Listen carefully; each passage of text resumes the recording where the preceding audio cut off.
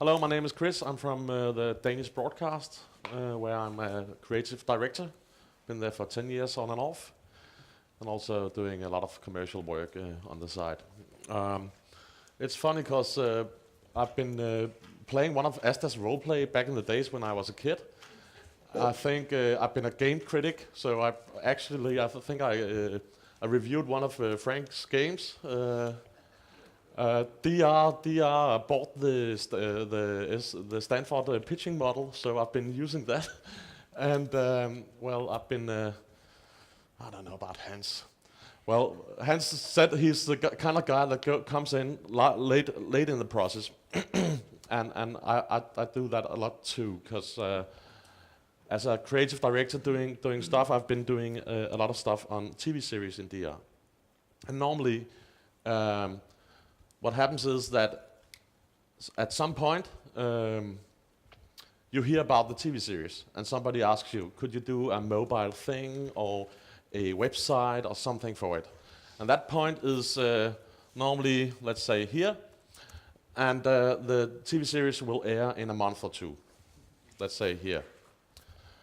The commissioning editor for digital will ask you to do it. So it's sort of the digital department or strategist that asks you to do it. The funny thing is that the writers and the whole TV series have known about this for like 2 or 3 years. So they know at this point. But somehow they don't tell you, you're the guy that should build some wonderful new technology, create new forms of storytelling on new platforms. They know how to do it because they've been doing this for like 70 years, right? But they only give you 2 months. So that was sort of the universe you live in as a digital producer.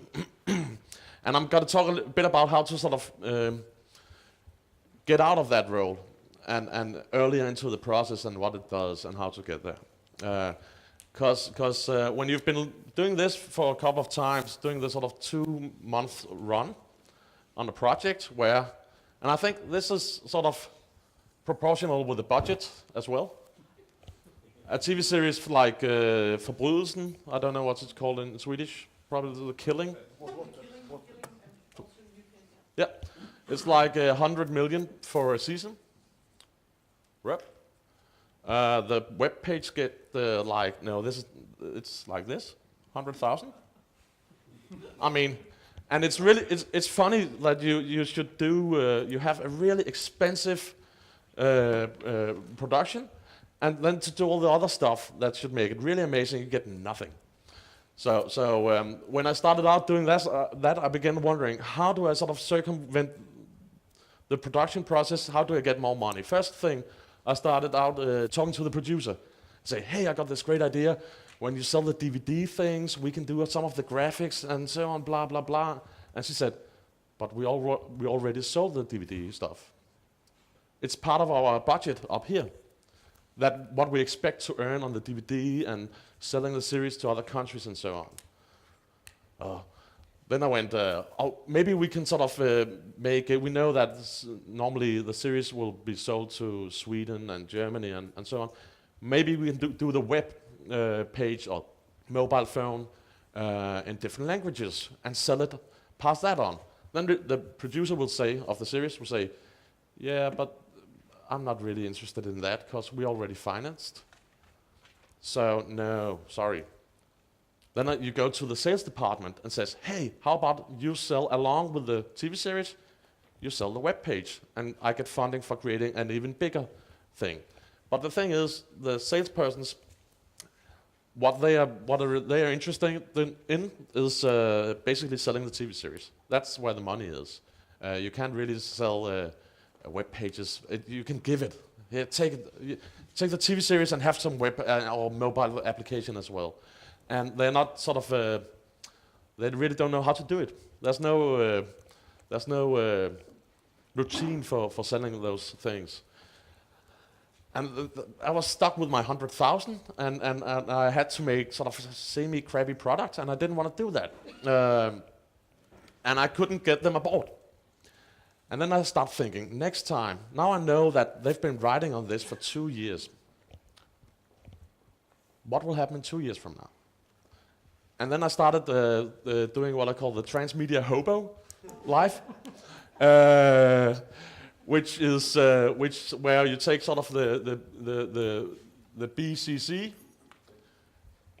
and I think Matt mentioned it as well. It's beer, coffee, and cigarettes. Basically, go down to the place where people smoke, and in DR, it's the writers. They smoke a lot, and they drink a lot of coffee, and once in a while they drink beer. And when you can spot the writers, you have to befriend them, give them cigarettes, bring them coffee, and hear what the hell they are working on. And then you should start, coming back once in a while, saying, "Oh, how's your script coming?" and so on, so on. And I got this wonderful idea for imagine if you can do this and that with your product, because if you have to get into the production, the script writers has to love you. Because the thing happens is when they write and write and write. There's this production phases. They write, then they produce, or the producer produce, then you launch, basically. And the sort of the sensitivity around the IP or the story, it gets higher and higher and higher the closer you get to the sort of the final edit. It's very hard to get permission to do anything with the IP when it's edited. So what you want to do is get in here in this process and put in your small transmedia ideas and say to the writers, "This is amazing. We can do a lot of stuff. And how about I don't know. How about if the newspaper that's in the TV series also existed in reality? Let's publish it alongside the TV series." And they think it's great, because writers got a huge imagination, and they don't think in economy that much. And when you get the writers, because the writers are king in TV series now, as you may know.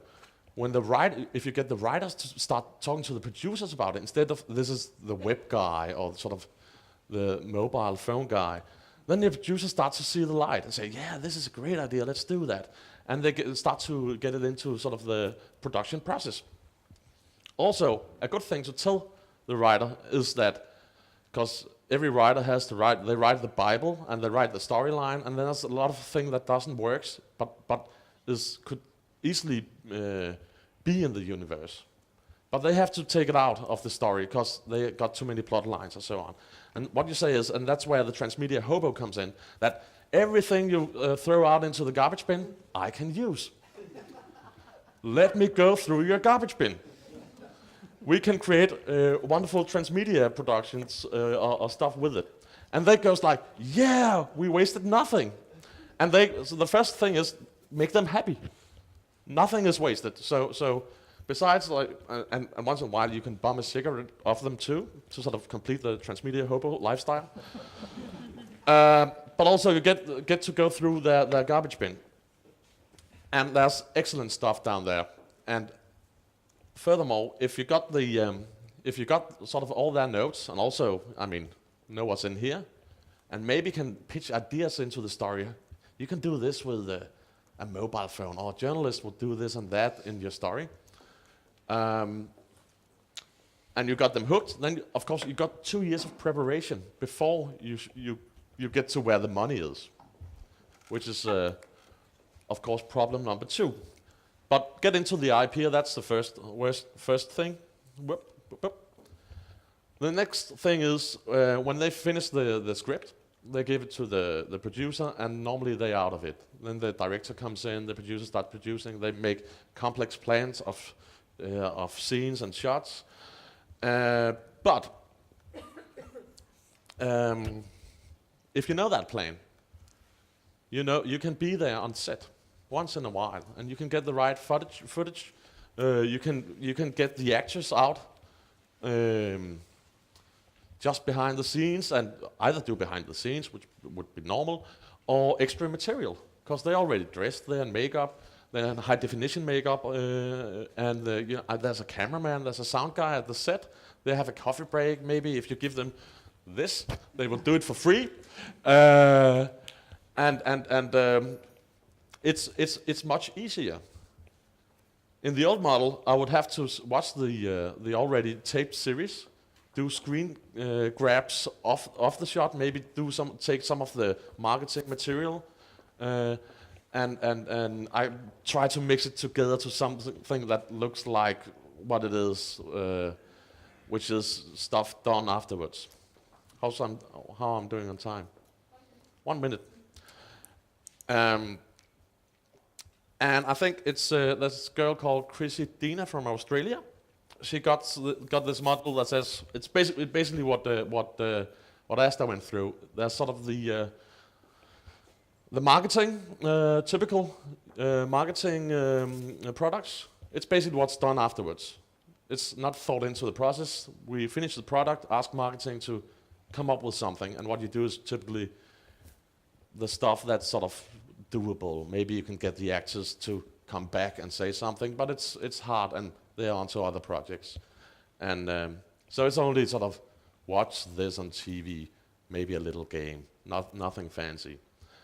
So that's sort of the most primitive transmedia there is, I think. And you can do it in this period, and that's why we see so much. Then there's sort of the formatted stuff where you create, produce stuff that is good for either the internet, that's not just the series on internet or mobile, or the usual behind-the-scenes stuff, but where you create stuff that's good for viral marketing, like takeouts or stuff like that, which works on mobile phones. I mean, nobody wants to see yet a TV series on a mobile phone. It's still crappy connection, or it used to be. But you can make good takeouts on that, special made for the phone. But again, based on the storyline. And well, that's first, second, and the third would be to go into the set and get the writers to write extra material, extra stories, maybe plot lines. Maybe there's a character in the series that is not really a main character, that you can maybe you will be allowed to kill him. That'll be nice. So because then they are real. If they've been on TV, they're real. But if you can kill them on the internet, it's great. Or do something else. Or I mean, give access to their PDA or their PC, or make people hack them. Anything that doesn't sort of interact with the storyline, that's possible there. And then you have to have the writers on your side. The best thing, and that's where we go into the multiverse, is when you get the writers and producers to be multiverse writers and multiverse producers. And that's the hard part. We're not there yet at all. And there are very few good multiverse producers. All right, besides Matt, there are very few. But if you can get them to write stories that actually where sort of the different platforms interact with each other, and also, as Hans said, has a modular structure, so you can see them as they are without going across everything, then I think you got the basis of a really strong product. But I mean, you have to put on your transmedia hobo gear and make the writers fall in love with it. Yeah.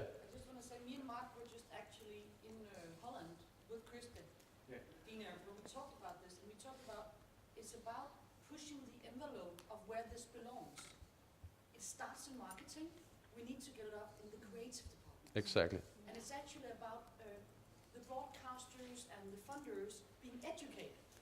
So we have to understand for each project, how far can we push the envelope? Do they understand this belongs in creative, or do we have to snail our way, worm our way with cigarettes or marketing? You have to have the writer say this doesn't work if it's not transmedia.